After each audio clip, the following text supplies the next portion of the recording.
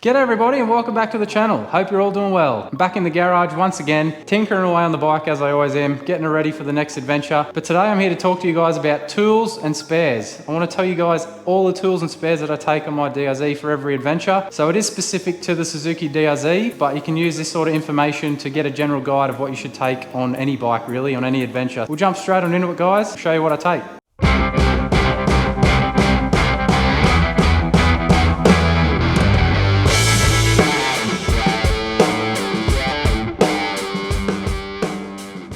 Now before you go and grab a bunch of tools guys, you're going to want to have something to carry them in. This is what I use on the DRZ. It's a Chirby's fender toolkit. Obviously I run it up front here on the fender, right where that fender brace is. Just works easy for me, being easily accessible straight there. It's not buried down deep in my luggage on the rear here. So everything's nice and easy to get to, but you do have other options depending on your setup. This is what I used to have on the Tenere. Used to fit under the seat nice and easy, but it's just a tool roll from Krieger. I don't use this on this bike, but I've still got it here if I need it. Kind of rated it for pieces for this one since, but there's a couple options there. I'm sure there's plenty of other options or different ways you can do it, but whatever suits you. But this is my setup for the DRZ. I'll get this on the ground and I'll pull everything out and we'll go through everything I got there. Well, there we go, the bag's empty. It actually doesn't look like a lot of stuff once you've got it all out. Doesn't really look like much at all, but we'll start up here at the top left and run our way through. Up here, we've got the most basic stuff, which everyone should always have, which is zip tie and tape. I mean, if you don't have those, you're crazy, because you can pretty much fix 90% of problems you're gonna have out on the tracks with these two things. We've also got this here. I've only just put this in, but it's some JB Quick. It's pretty much just some really solid glue. I used it the other day to fix up the heat shield on the plastic next to the muffler there. It worked really well. So I'll keep that in there, but I need to get another little tube of super glue. That's another one that you should have in here all the time. So it's actually good I'm opening this up before this trip so I can see what I'm actually missing and some extra things that I might need. But continuing on, it's a very simple multi-tool. It's not a very good one, but the pliers do come in handy sometimes. I've got a really small pair of vice grips. They're nice if you can't get in there with those. Really handy. This here I grabbed out of the Krieger tool roll. It's not in my DRZ kit, I don't need it, but I had it on the T7. So you might need one of these for your bike, but it's for the axle on the front. If you ever need to get your axle out to change a tire, you might need one of these. One of these on eBay. They're not that expensive, but it comes with a whole different bunch of sizes. DRZ doesn't need it, but thought I'd mention that anyway. Over here, got ratchet with a bunch of different attachments, all different sizes through here. What have I got? That's a 5/16. I don't know why that's there, but it must work on something. 8mm, 10, what else? That's a, can't even read it, 3/8. But my advice, guys, would be if you're gonna do work on your bike, whether it's a DRZ or whatever it is, try and keep all the stuff you use and put it in a pile next to your bike as you're doing some general maintenance. If you do an oil change, if you change your tire, keep all those tools aside once you're done, and then you can have a look at it, take a photo, and then you'll know what tools are specific to your bike so you can get a toolkit together. There's no point just throwing random tools in and they don't even fit your bike. So for example, for the T7, I had a bunch of, still got them in here, but all these little Torx screws. T7 had a whole bunch of them on there, but for the DRZ, it doesn't have any on there. So there's no point packing those in the toolkit because they're never gonna get used anyway. Now over here next to the ratchet, I've got my tire levers. Now, these are Ballard's branded ones.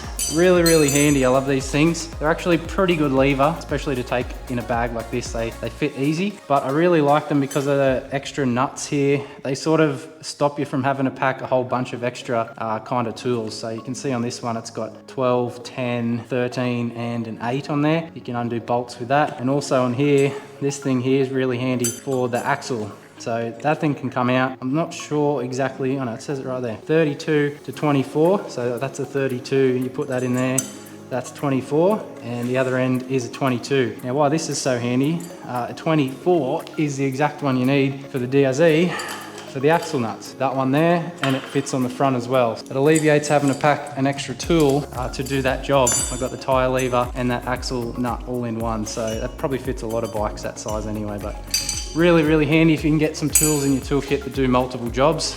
Just keeps the pack size down as well. But over here, a whole bunch of different spanners. We've got a 14, is that a 7? All this stuff here is the original DRZ toolkit. I kept all this stuff. The spanners obviously suited to sizes that are on the bike. That's a 12 and a 10. That one's a 14 and a 17. And then over here, that's for your spark plug. So you definitely need that one. If you drop your bike in the water, you're gonna wanna have that one so you can get the fuel tank off and get that in, get your spark plug out. But I'm not 100% sure what well actually no, this one fits your plastics and stuff like that. That end there goes over the nuts and you can put the screwdriver through there and twist it and undo it. Probably don't need to have that in the kit, but I've left it in there anyway. That one there I could probably get rid of. Not 100% sure what it's for. I don't think I've ever used it, but it's in there anyway. Another pair of fire kind of things, I guess. But there are some things in here I could probably get rid of, to be fair. But the 12 is a pretty handy spanner to have.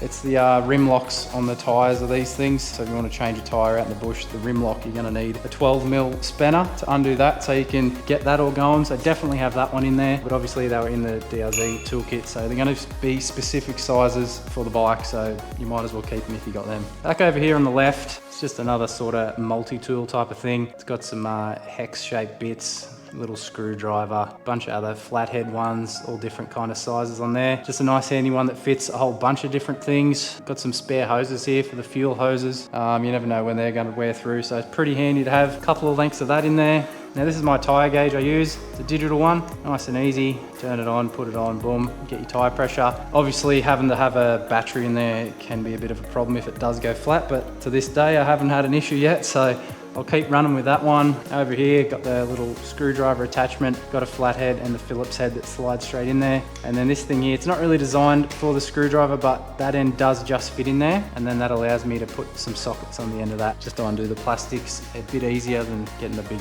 socket wrench out. So a couple of little bits and pieces down here to go. This here is for your valve cores. If you need to undo or tighten them up, you're gonna need one of these little things. I pack an extra valve core in there as well. You never know if you're gonna have a drama with one, so good to have an extra one of those. Obviously if you have some spare tubes, you're gonna have some of them in it as well, but I just like to carry an extra one. Another spark plug is very handy. You drop your bike in the water or your spark plug goes, it's easy to just change another one over. Got a pipe clamp. This came off the fuel hoses, I think, when I got them changed over on the Cape York trip, but I've kept that in there. And then this here is a gas cylinder. If you want to pump your tires up, your tubes up really quickly, if they're dead flat, this will pump them up really quickly and might seat the bead or anything like that. But I used to have a couple of them in there. I've just gone down to one now. And then that there is another valve cover.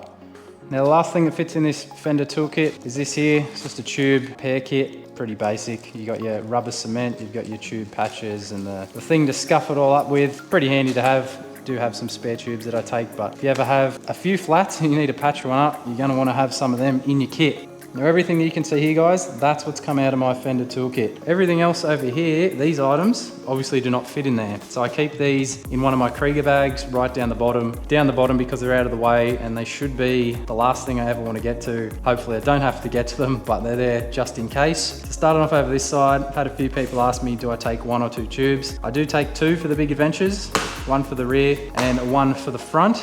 If I'm doing just a day ride, I might just take a front if I don't have the space in just one bag, but generally I'll have two. And this is just a standard duty tube. I don't take any heavy duty or ultra duty just because they're so bulky. Just keep it to the standard ones, takes up less space. Should be enough to fix you up and get you back to civilization where hopefully you can replace with another heavy duty tube. But yeah, if you try to pack in even an ultra heavy duty tube, you're gonna struggle to fit them in your pack. They're so much bigger than the standard ones. So that's my reasoning with that. Now this here is two straps. They're both 1 meter long. Got them taped up so it keeps them all together. But you never know when you're gonna need a couple extra straps to tie down some luggage. If you have any luggage that breaks off or anything on the bike you just need to hold down that tape or zip ties won't do, a couple of straps can come in handy.